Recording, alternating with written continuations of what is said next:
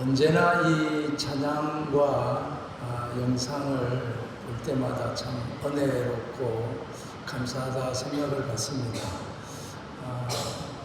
고이안에서도 다낭에서도 우리 젊은이들이 마음껏 하나님을 찬양할 수 있는 그날이 속히 오기를 기도합니다.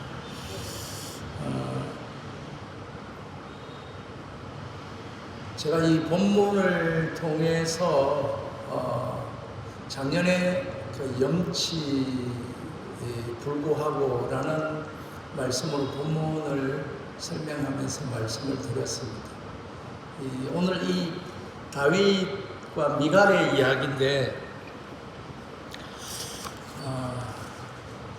작년에는 다윗의 모습을 이야기를 했다면 오늘은 미갈의 부분에서 살펴보도록 하겠습니다. 다윗이 정말 오랫동안 법궤가 다른 곳에 있다가 예루살렘에 들어오는 것을 보고 너무 기뻐하며 춤을 추다가 옷이 흘러내렸습니다. 그것을 성창가에서 보고 있던 아내 미갈이 왕의 채통이 서지 않는다는 그런 이야기 또는 비난하고 또 비웃는 그런 모습들을 오늘 본문을 통해서 볼 수가 있습니다. 이 사람을 변화시키는 힘이 칭찬에 있다 그런 생각을 갖습니다. 여러분, 이 칭찬의 이야기는 여러분 교회에서도 많은 말씀을 통해서 다양하게 들었으리라 생각을 갖습니다.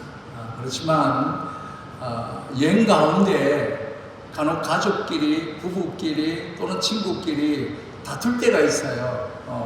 여행 갔다 오면 그 사람의 그 모든 모습들을 다 보기 때문에 마음이 안 들고 힘들 때가 참 많습니다. 집에 돌아갈 때까지 남은 기간에 칭찬하는 여러분이 되시기를 바랍니다. 어느 날 남편이 우진하여서 주차장에 딱 한 번만에 완벽하게 주차를 시켰습니다. 옆에 있던 아내가 와우 대단한데 이러니까 남편이 뭐라 했냐면 나는 후진으로 부산까지 갈 수 있어. 그렇게 이야기를 하는 겁니다.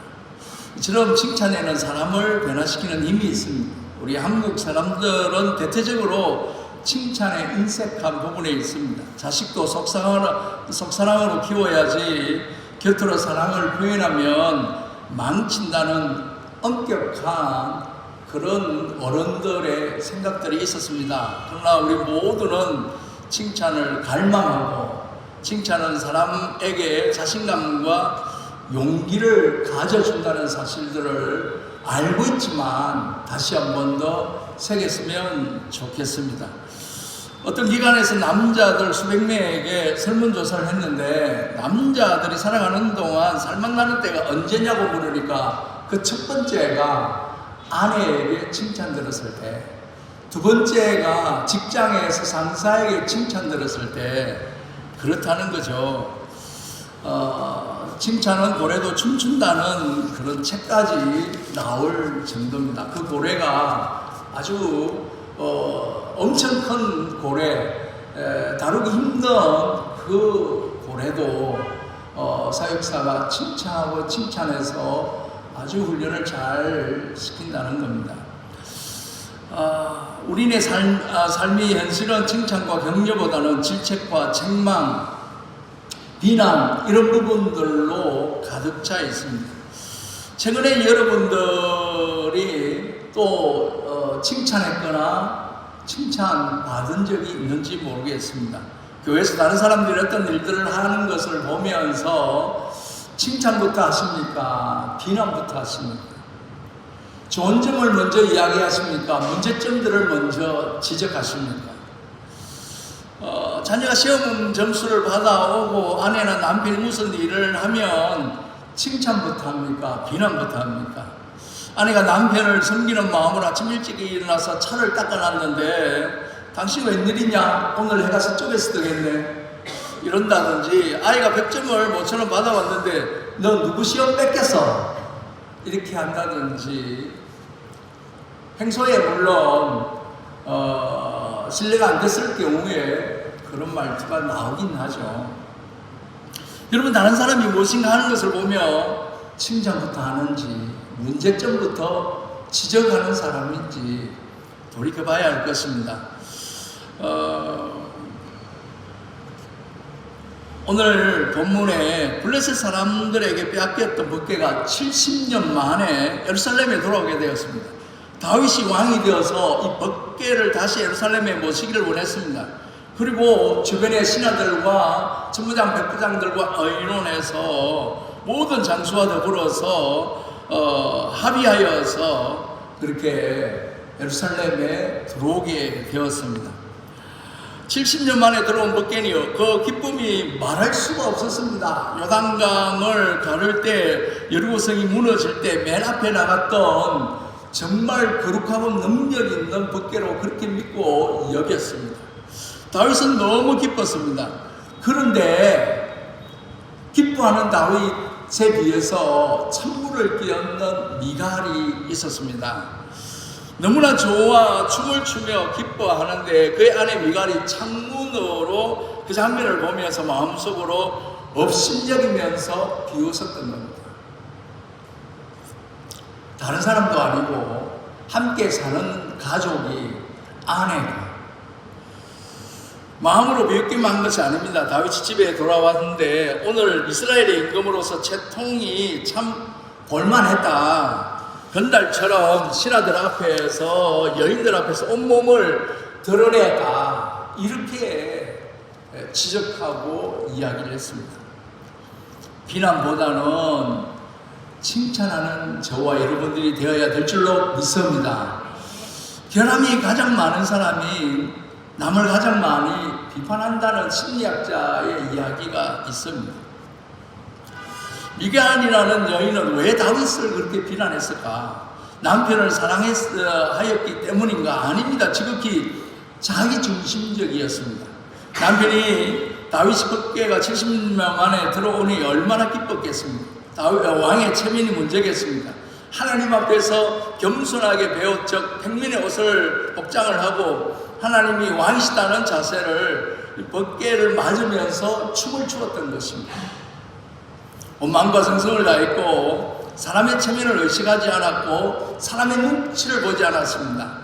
정말 진실한 마음으로 하나님을 찬양했던 겁니다. 그런데 미갈은 그 심정을 몰랐습니다. 그가 왜 그런지 모르고 자신만의 체면만 생각했던 겁니다. 우리가 하나님 앞에서 기쁘며 감사하면 체면이나 남을 의식하지 않습니다. 그런데 한국 교회는 남을 너무 많이 의식합니다. 너무 많이 눈치를 봅니다. 뿐만 아니라 자녀들에게 신앙생활을 하는 가운데에서도 강압적으로 누르기도 하고 붙들기도 하고 그렇게 합니다. 기쁘면은, 감사하면은 우리의 표현들이 어린아이가 부모 앞에서 재롱 떨듯이 그렇게 할 수 있습니다. 그런데 체면과 눈치 때문에 하나님 앞에서 막 벅차오르는 이 기쁨을 표현하지 못하는 안타까움을 보게 됩니다.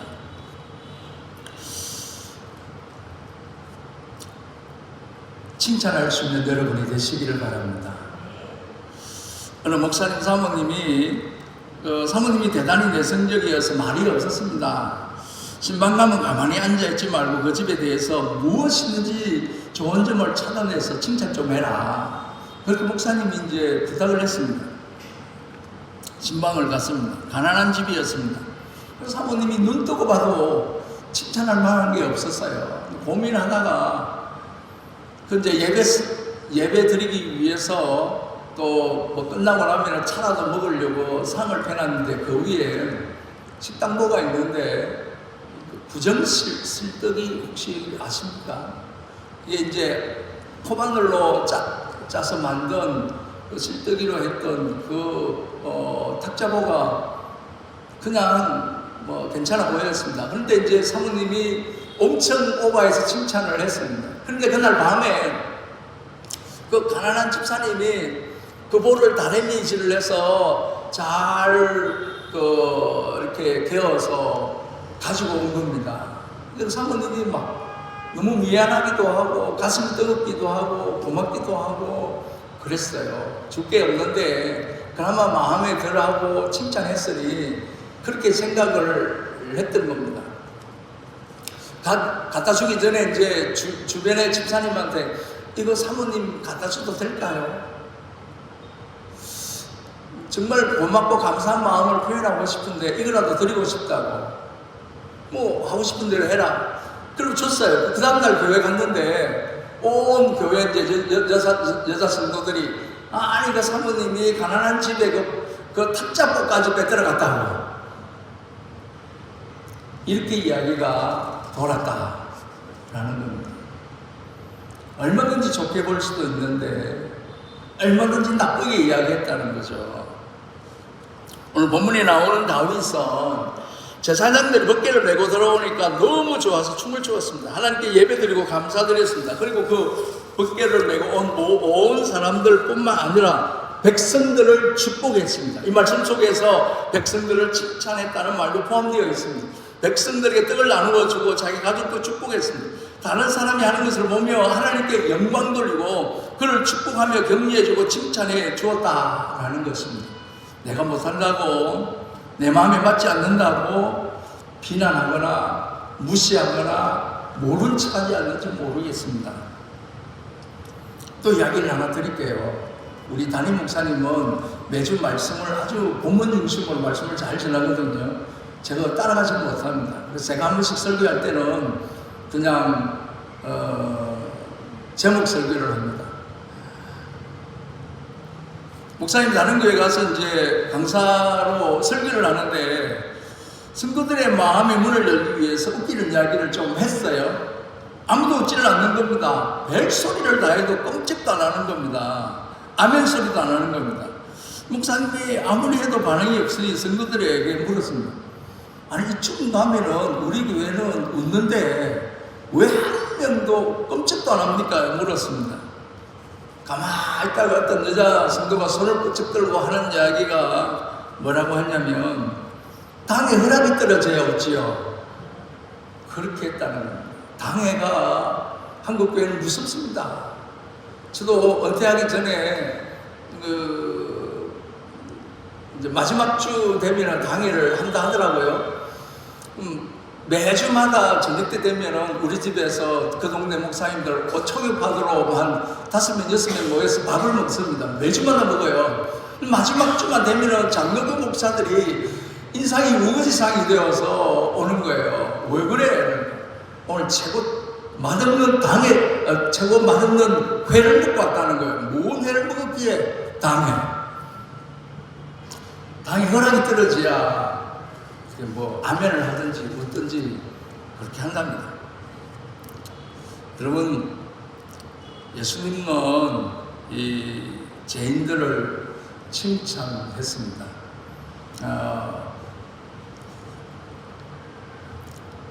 마태복음 8장에 보면 백부장이 등장합니다. 로마 사람인데다가 유대 나라를 점령하고 있는 사람이기에 로마 사람들은 멸시하고 미워했습니다. 그러나 이 백부장은 주님을 잘 알았고 믿었고 그리고 인정했고 그래서 자기의 수하가 병들었을 때 고쳐달라고 부탁을 했습니다. 보통으로 우리 예수님이 이 백부장을 인정한 것이 아니라 내가 진실로 너에게 이르노니 이스라엘 중에 아무에게도 이만한 믿음을 보지 못했다. 그렇게 예수님은 이방인을 멋지게 칭찬을 했습니다. 자기 하인의 병들었을 때 불쌍히 착한 마음을 가지고 있었고 예수님이 자기 하인의 병을 고쳐줄 것을 믿음을 가지고 있었고 축복을 선언했는데 가라 내 믿음대로 될지어다. 할렐루야. 이 마태복음 9장에 12의 헬륨점 여인이 있었습니다. 정말 사람들에게는 저주받았다고 생각할 정도로 오랫동안 고생했던 지병이 있었습니다. 근데 이 여인이 예수님 옷자락을 만졌지요. 우리가 너무나 잘 알고 있는 이야기지 않습니까?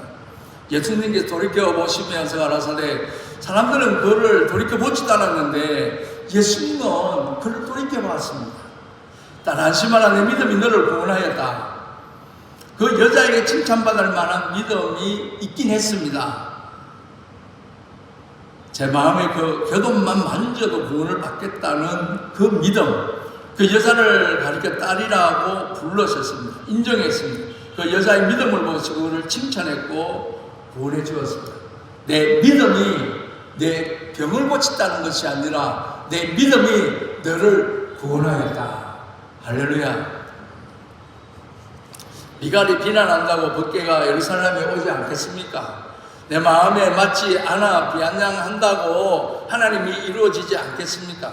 하나님의 일은 사람이 비난하진 않아도 하나님의 역사는 이루어지는 줄로 믿습니다.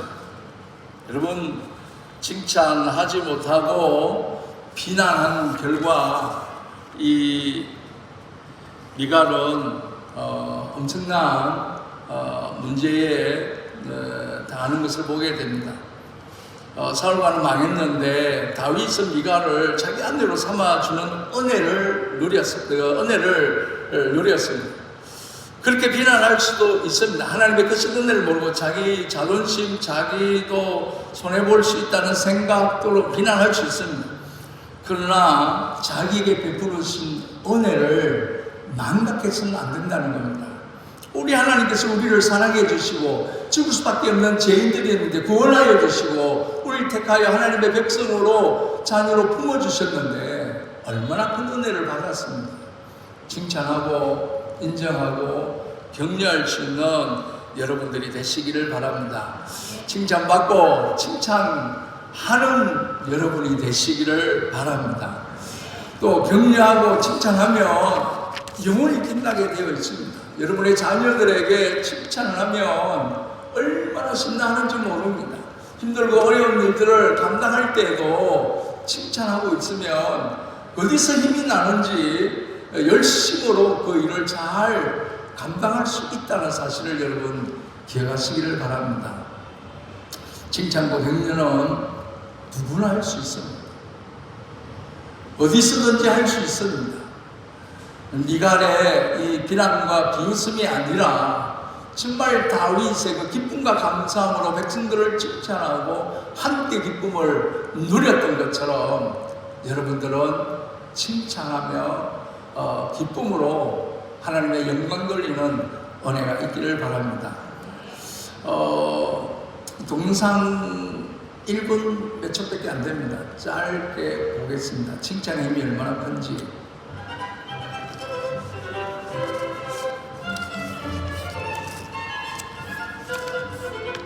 글자가 잘 보이죠?